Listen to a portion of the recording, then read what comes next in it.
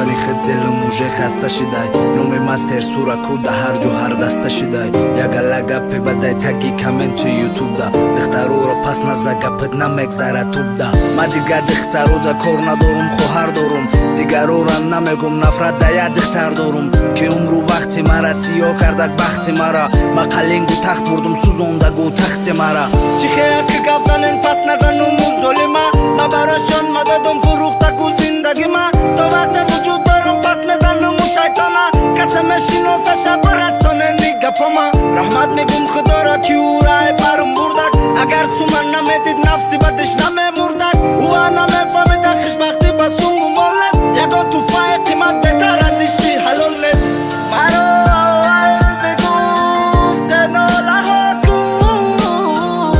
در آخر با بگفتن تو ترک ما کن ما با غم آمدم با غم میروم برای دشمنم ماتم میشوم ما با غم آمدم با غم میروم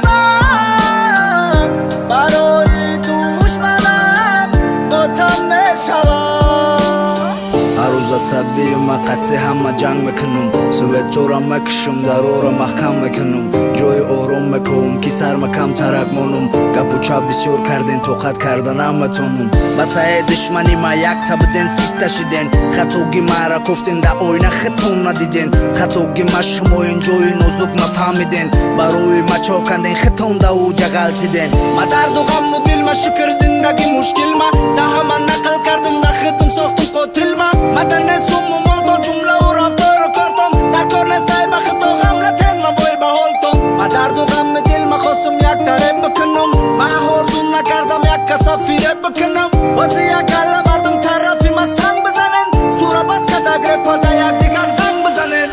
مرا اول بگفت ناله ها کن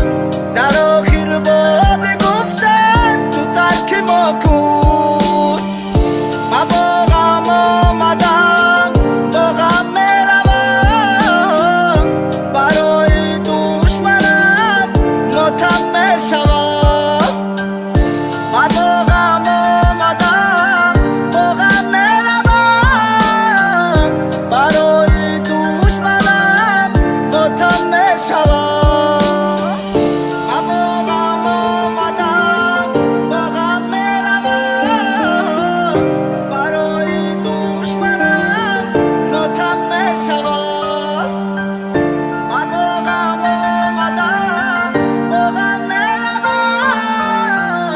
برای دشمنم ماتم میشوم.